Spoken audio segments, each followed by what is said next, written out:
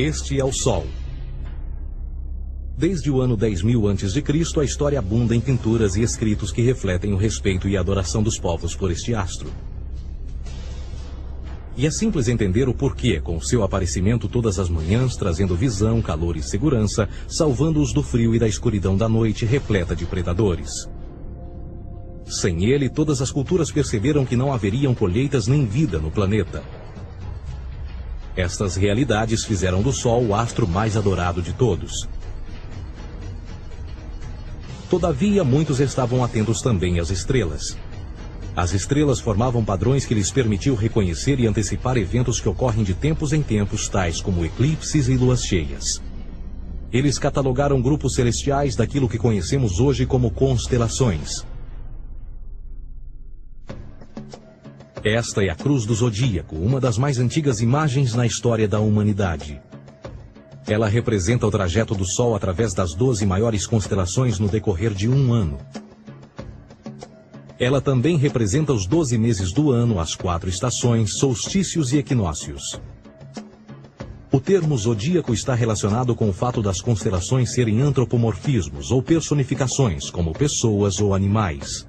Por outras palavras, as primeiras civilizações não só seguiam o Sol e as estrelas, como também as personificavam através de mitos que envolviam seus movimentos e relações.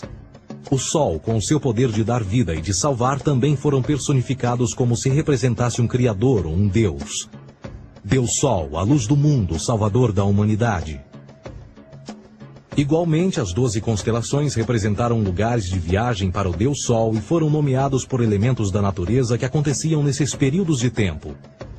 Por exemplo, Aquários, o portador da água que traz as chuvas da primavera.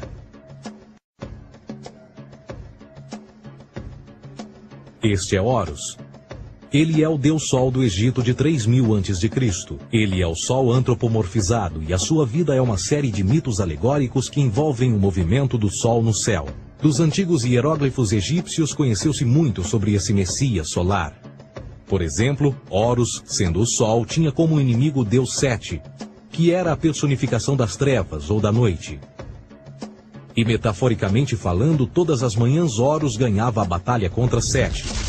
E no fim da tarde, Sete conquistava Horus e o enviava para o mundo das trevas. Será importante frisar que trevas versus luz ou bem versus mal tem sido uma dualidade mitológica onipresente que ainda hoje é usada em muitos níveis. No geral, a história de Horus é a seguinte. Horus nasceu em 25 de dezembro da Virgem Isis Mary. O seu nascimento foi acompanhado por uma estrela no oeste, que por sua vez foi seguida por 3 reis em busca do Salvador recém-nascido. Aos 12 anos era uma criança prodígio nos ensinamentos, e aos 30 anos ele foi batizado por uma figura conhecida por Anup, e assim começou o seu ministério. Horus teve 12 discípulos e viajou com eles, fazendo milagres tais como curar os enfermos e andar sobre as águas. Horus também era conhecido por vários nomes como a Verdade, a Luz, o Filho Adorado de Deus, o Bom Pastor, Cordeiro de Deus, entre muitos outros. Depois de ter sido traído por Tifão, Horus foi crucificado, enterrado por 3 dias e então ressuscitou. Estes atributos de Horus, originais ou não, parecem influenciar várias culturas mundiais e muitos outros deuses encontrados com a mesma estrutura mitológica. Atis da Firígia nasceu da Virgem Nana em 25 de dezembro. Crucificado, foi posto na tumba e 3 dias depois ressuscitou. Krishna, da Índia, nasceu da Virgem Davaki com uma estrela no ocidente assinalando sua chegada, fez milagres juntamente com seus discípulos e após sua morte ressuscita. Dionísio da Grécia nasceu de uma virgem em 25 de dezembro. Foi um professor peregrino que praticou milagres como transformar água em vinho e é referenciado como Rei dos Reis, Filho unigênito de Deus, o início e o fim, entre muitas outras coisas, e após sua morte ressuscitou. Mitra da Pérsia nasceu de uma virgem em 25 de dezembro. Ele teve 12 discípulos e fazia milagres. E após sua morte foi enterrado por 3 dias e então ressuscitou. Ele também foi chamado de a Verdade, a Luz, entre outros. Curiosamente, o dia sagrado de adoração a Mitra era um domingo. O que importa salientar é que existiram inúmeros salvadores em diferentes períodos em diversos lugares da Terra que preenchem essas mesmas características.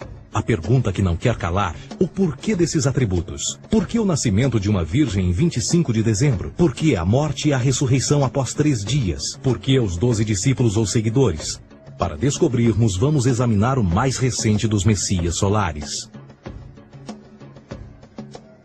Jesus Cristo nasceu em 25 de dezembro em Belém. Ao nascer foi anunciado por uma estrela no ocidente que seria seguida por 3 reis magos para encontrar e adorar um novo Salvador. Tornou-se pregador aos 12 anos. Aos 30 anos foi batizado por João Batista e então iniciou seu ministério. Jesus teve 12 discípulos que viajaram com ele praticando milagres como curar doentes, andar sobre a água, ressuscitar mortos. Ele também é conhecido como Rei dos Reis, o Filho de Deus, a luz do mundo, o início e o fim, o Cordeiro de Deus, entre muitos outros. Depois de ter sido traído por seu discípulo Judas por 30 moedas de prata, ele foi crucificado, posto em uma tumba e após 3 dias ele ressuscitou e ascendeu aos céus. Em primeiro lugar, a sequência do nascimento é completamente astrológica. A estrela no ocidente é Sírius, a mais brilhante do céu noturno, que a cada 24 de dezembro se alinha com outras 3 estrelas brilhantes no cinturão de Órion. Essas 3 estrelas brilhantes são chamadas hoje, como eram na antiguidade, 3 reis, 3 Marias no Brasil e Portugal. Os 3 reis e a estrela mais brilhante, Sírius, todas apontam para o nascer do Sol em 25 de dezembro. Esta é a razão pela qual os 3 reis seguem a estrela a oeste em uma ordem que apontam ao amanhecer. O nascimento do Sol.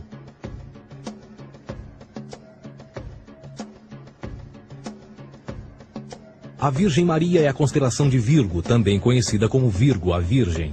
Virgo em latim significa virgem. Virgo também é conhecida como a casa do pão. E a representação de Virgo é uma virgem segurando um feixe de espigas de trigo. Esta casa do pão e o seu símbolo das espigas de trigo representa agosto e setembro, a época das colheitas. Por sua vez, Belém é a tradução ao pé da letra de a casa do pão. Belém também é a referência à constelação de Virgem, um lugar no céu, não na terra. Existe outro fenômeno muito interessante que ocorre em 25 de dezembro, é o solstício de inverno. Do solstício de verão ao solstício de inverno, os dias se tornam mais curtos e frios. Da perspectiva de quem está no hemisfério norte, o Sol parece se mover para o sul, ficar menor e mais fraco. O encurtamento dos dias e o fim das colheitas conforme se aproxima o solstício de inverno, simbolizando o processo de morte. Era a morte do Sol. Pelo 22º dia de dezembro, o falecimento estava completamente realizado e faz com que atinja seu ponto mais baixo no céu. Aqui algo curioso acontece. O Sol para de se mover por 3 dias. Durante estes 3 dias, o Sol fica pelas redondezas da constelação do Cruzeiro do Sul, ou Alfa Crucis. Depois desse período, em 25 de dezembro, o Sol se move 1 grau, dessa vez para o norte, trazendo perspectiva de dias maiores, mais calor e a primavera. E assim se diz: o Sol morreu na cruz, ficou morto por 3 dias, apenas para ressuscitar ou nascer mais uma vez. Esta é a razão pela qual Jesus e muitos outros deuses solares compartilham da ideia de crucificação, morte por 3 dias e o conceito da ressurreição. É o período de transição do Sol antes de mudar para a direção contrária no hemisfério norte, trazendo a primavera e assim a salvação. Todavia, eles não celebram a ressurreição do Sol até o equinócio da primavera, ou Páscoa. Isto é porque no equinócio da primavera o Sol domina oficialmente o mal, as trevas, assim como o período diurno se torna maior que o noturno. E o revitalizar da vida na primavera emerge. Agora, provavelmente, a analogia mais óbvia de todas neste simbolismo astrológico são os 12 discípulos de Jesus. Eles são simplesmente as 12 constelações do zodíaco com que Jesus, sendo o Sol, viaja. De fato, o número 12 está sempre presente ao longo da Bíblia.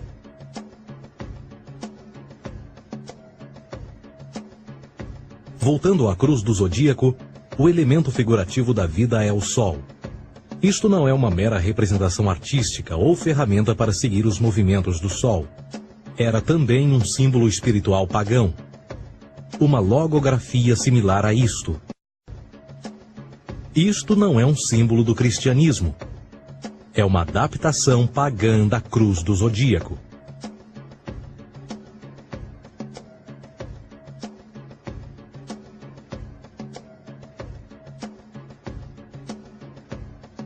Esta é a razão pela qual Jesus, nas primeiras representações, era sempre mostrado com a sua cabeça na cruz. Jesus é o Sol, Filho de Deus, a luz do mundo. O Salvador a erguer-se, que renascerá, assim como o sol faz todas as manhãs. A glória de Deus que defende contra a força das trevas. Assim como renasce a cada manhã, e que pode ser visto através das nuvens, lá em cima nos céus, com a sua coroa de espinhos ou os raios de sol.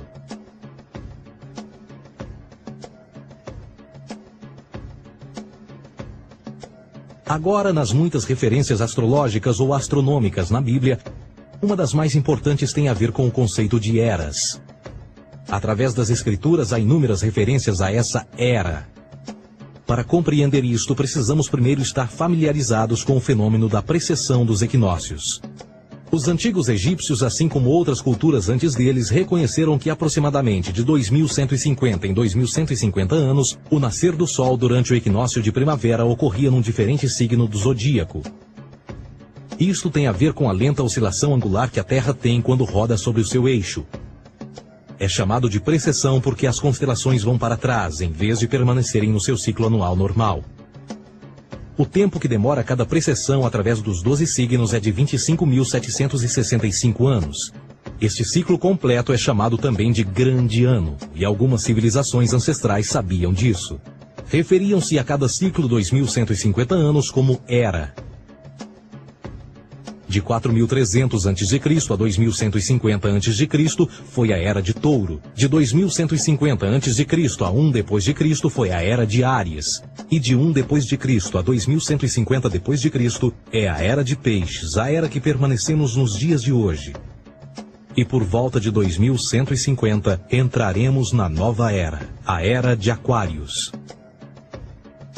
Agora, a Bíblia refere-se por alto ao movimento simbólico durante 3 eras, quando se vislumbra já é uma quarta. No Velho Testamento, quando Moisés desce o Monte Sinai com os 10 mandamentos, ele está perturbado ao ver sua gente adorar um bezerro dourado.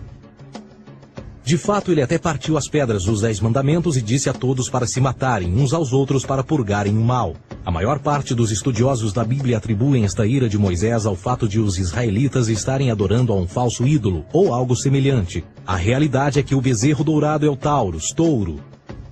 E Moisés representa a nova era de Áries.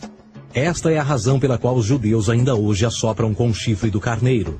Moisés representa a nova era de Áries. E perante esta, todos têm de largar a velha. Outras divindades, tais como Mitra, marcam essa transição também. Um deus pré-cristão que mata o touro, na mesma linha simbólica. Agora Jesus é a figura portadora da era seguinte à de Áries, a era de Peixes.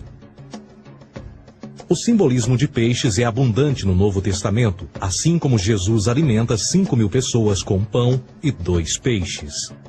No início do seu ministério, enquanto caminhava ao longo da Galileia, conhece 2 pescadores que o seguem. Agora reflita se voltar a ver um adesivo em formato de peixe escrito Jesus na traseira dos carros. Poucos sabem o que aquilo no fundo representa. É um simbolismo astrológico pagão para o reinado do Sol durante a Era de Peixes. Jesus assumiu também que a data do seu nascimento é também a data do início desta era.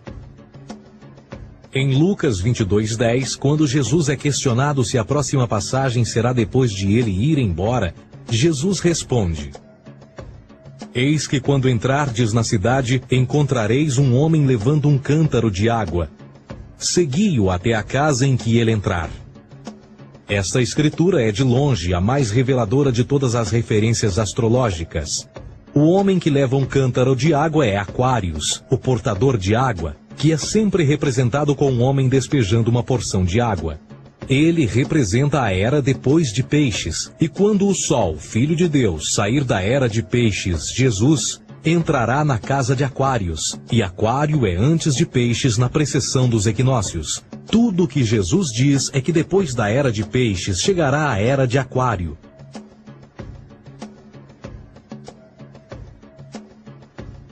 Agora todos já ouvimos falar sobre o fim do mundo.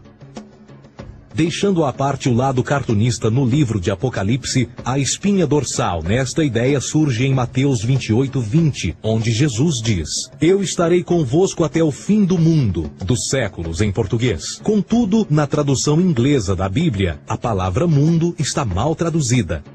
A palavra realmente usada era aion, que significa era. Eu estarei convosco até o fim da era, o que no fundo é verdade. Jesus, como personificação solar de peixes, irá acabar quando o Sol entrar na era de Aquário. Este conceito de fim dos tempos e do fim do mundo é uma má interpretação desta alegoria astrológica. Vamos dizer que aproximadamente 100 milhões de brasileiros acreditam que o fim do mundo está próximo. Além disso, o personagem de Jesus, literalmente e astrologicamente um híbrido, só demonstra o quão plágio do deus Sol Horus do Egito, Jesus é. Por exemplo, inscrito há 3.500 anos atrás, nas paredes do templo de Luxor, no Egito, estão imagens da Enunciação, da Imaculada Concepção, do nascimento e da adoração a Horus. As imagens começam com o anúncio à Virgem Ísis de que ela irá gerar Horus, que Nefe, o Espírito Santo, irá engravidar a Virgem, e depois o parto e a adoração, e que é não mais do que o milagre da concepção de Jesus. Na verdade, as semelhanças entre Horus e Jesus são flagrantes.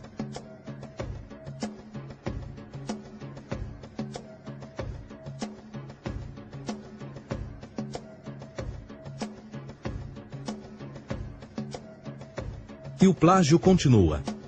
A história de Noé e da sua arca é tirada diretamente das tradições. O conceito de dilúvio é presente em todas as antigas civilizações, em mais de 200 diferentes citações em diferentes períodos e tempos. Contudo, não será preciso ir muito além da fonte pré-cristã para encontrar a epopeia de Gilgamesh, escrita em 2600 a.C. Esta história fala sobre grandes inundações ordenadas por Deus, uma arca com animais salvos e até mesmo o libertário retornar da pomba, entram em concordância com a história bíblica, entre muitas outras semelhanças. E depois há a história plagiada de Moisés, sobre o nascimento de Moisés. Disse que ele foi colocado numa cesta de cana e lançado ao rio para evitar um infanticídio. Ele foi mais tarde salvo pela filha de um rei e criado por ela como um príncipe. Esta história do bebê numa cesta foi retirada do mito de Sargão de Acade por volta de 2250 a.C. Depois de nascer, Sargão foi posto numa cesta de rede para evitar um infanticídio e lançado ao rio.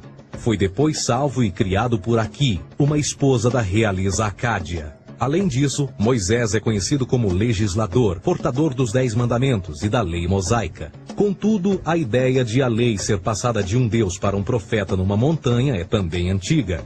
Moisés é somente um legislador numa longa linha de legisladores na história mitológica. Na Índia, Manou foi o grande legislador. Na ilha de Creta, Minos ascendeu ao monte Ida, onde Zeus lhe deu as leis sagradas. Enquanto que no Egito, Moisés tinha nas suas pedras tudo o que Deus lhe disse.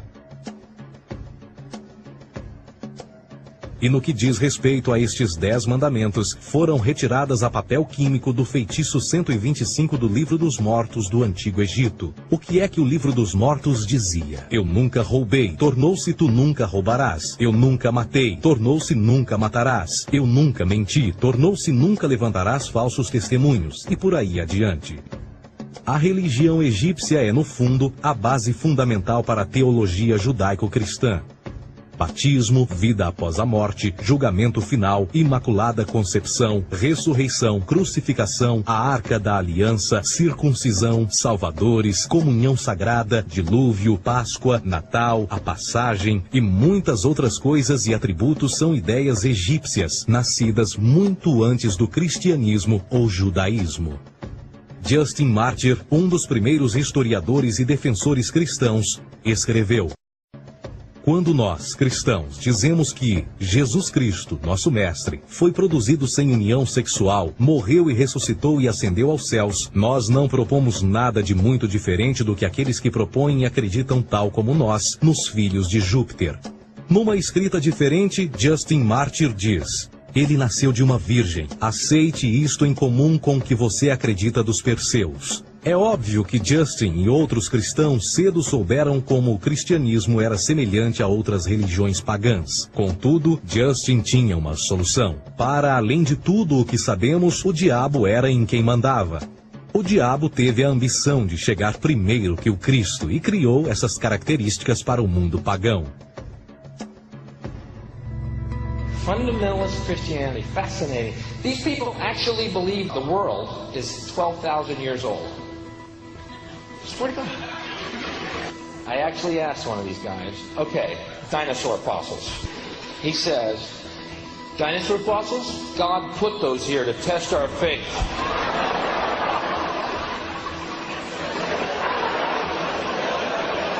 I think God put you here to test my faith, dude. A Bíblia não é nada mais do que um híbrido literário astroteológico, tal como todos os mitos religiosos que os antecederam. De fato, o aspecto da transferência de atributos e umas personagens para as outras é facilmente reconhecida no próprio livro em si. No Antigo Testamento há a história de José. José era um protótipo de Jesus. José nasceu de um milagre, Jesus nasceu de um milagre. José tinha 12 irmãos, Jesus tinha 12 discípulos. José foi vendido por 20 pratas, Jesus foi vendido por 30 pratas. Irmão Judá sugere a venda de José. O discípulo Judas sugere a venda de Jesus. José começa os seus trabalhos aos 30, Jesus começa aos 30 também. Os paralelismos continuam. Além disso, haverá algum registro não bíblico da existência de mais alguém chamado Jesus, filho de Maria, que viajou com 12 seguidores e curou pessoas? Existiram muitos historiadores que viveram no Mediterrâneo durante esse mesmo período e até mesmo após a presumível morte de Jesus. Quantos desses historiadores fizeram relatos sobre a sua figura? Nenhum.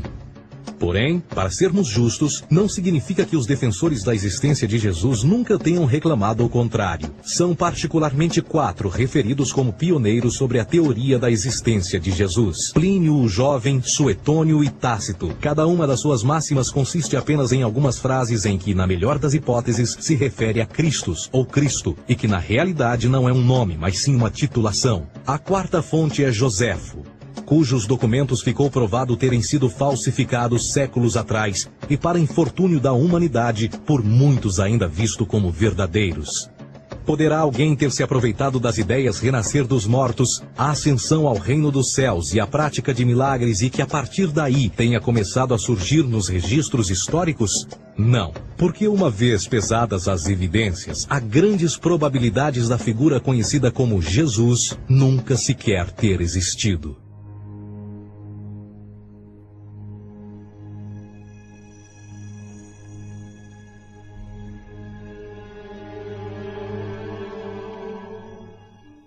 We don't want to be unkind, but we want to be factual. We don't want to cause hurt feelings, but we want to be academically correct in what we understand and know to be true. Christianity just is not based on truth. We find that Christianity was in fact nothing more than a Roman story, developed politically. A realidade consiste em que Jesus foi a divindade solar do setor gnosticista cristão e, tal como outros deuses pagãos, era uma figura mítica. Foi sempre o poder político que procurou monopolizar a figura de Jesus para controle social. Por volta de 325 d.C., em Roma, o imperador Constantino reuniu o Concílio Ecumênico de Niceia e foi durante esta reunião que as doutrinas políticas com motivação cristã foram estabelecidas e assim começou uma longa história de derramamento de sangue e fraude espiritual. E nos 1600 anos que se seguiram, o Vaticano dominou politicamente e com mão de ferro toda a Europa, conduzindo-a a um período de obscurantismo, onde o conhecimento era apenas um privilégio da Igreja, as Cruzadas e a Santa Inquisição. O O cristianismo, bem como todas as crenças teístas, são a fraude desta era. Serviu para afastar os seres humanos do seu meio natural e da mesma maneira uns dos outros. Sustenta a submissão cega do ser humano à autoridade. Reduz a responsabilidade humana sob a premissa de que Deus controla tudo e que, por sua vez, os crimes mais terríveis podem ser justificados em nome da perseguição divina.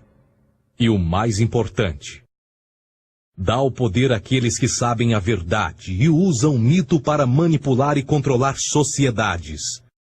O mito religioso é o mais poderoso dispositivo já criado e serve como base psicológica para que outros mitos floresçam ou justifiquem.